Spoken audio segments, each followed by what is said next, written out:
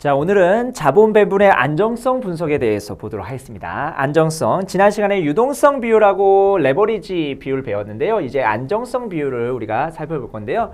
레버리지 비율과 유사한데 추가적으로 뭔가 이 조달 자본과 자기 자본과 그 다음에 타인 자본 있죠? 그리고 그 기업의 자산 간의 관계를 측정하는 거라고 보시면 되겠습니다.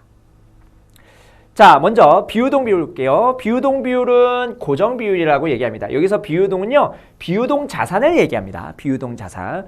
우리가 비유동 자산을 고정 자산이라고도 얘기하거든요. Fixed capital. 그 비유동 자산은 non-current. 그래서 non-current asset, 그 다음에 고정 자산, 뭐 유사한 의미로 쓰입니다. 그래서 비유동 비율이라고 나올 수도 있고요, 고정 비율이라고 나올 수도 있습니다. 그 정의는 뭐냐? 자기 자본분의 비유동 자산. 자기 자본분의 비유동 자산입니다. 그러면 여기는 분자에 있는 거는 자산 측면에 있고, 여기는 분모는요, 캐피탈 쪽이죠? 자본 쪽이죠?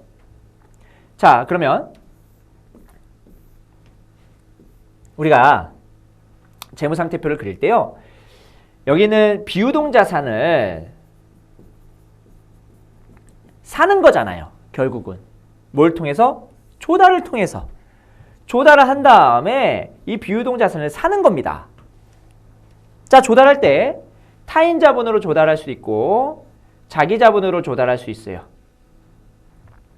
타인 자본은 만기가 있습니다. 자기 자본은 만기가 없어요. 그러면 만기가 없는 자본으로 조달하는 게 좀 더 좋을 겁니다. 결국은 우리가 만기가 길면 길수록 우리가 비유동 자산을 살 때 좀 더 효율적으로 샀다라고 얘기를 할 수가 있습니다. 자, 그런데 이 타인 자본도 나눠보면은 단기 채무가 있고 장기 채무가 있어요. 그래서 이 타인 자본도 우리는 이제는 또 나눌 거예요. 만기별로 나눌 겁니다. 만기가 단기인 거, 1년 이내인 거, 만기가 좀 긴 거, 장기인 거, 이렇게 나눌 거예요. 그래서 요 비유동 비율을 보면 자기 자본에서 비유동 자산이 차지하는 비중, 이렇게 나타내는 건데, 만약에 비유동 비율이 크다.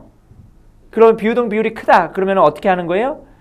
비유동 자산을 사는데 자기 자본이 조금밖에 안 들어갔다는 거예요. 그래서 자기 자본 대비 비유동 자산이 많이 보유하고 있음을 얘기하는 것이고, 나머지는 뭘로 샀다는 거예요. 예를 들어서 비유동 자산을 100을 사는데 내가 자기 자본으로 20만 조달을 해가지고 샀다. 그럼 나머지 80은 부채를 통해 가지고 조달을 했다는 거죠. 그래서 일부를 부채로 조달해요. 비유동 자산을 투자해서 레버리지를 일으켰다.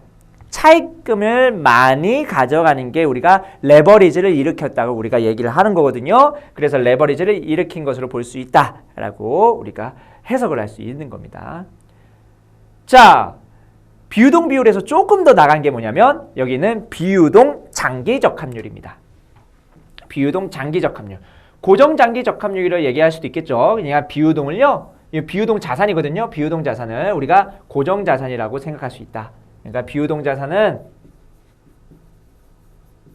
고정 자산이다 라고 우리가 생각하고 접근하면 됩니다.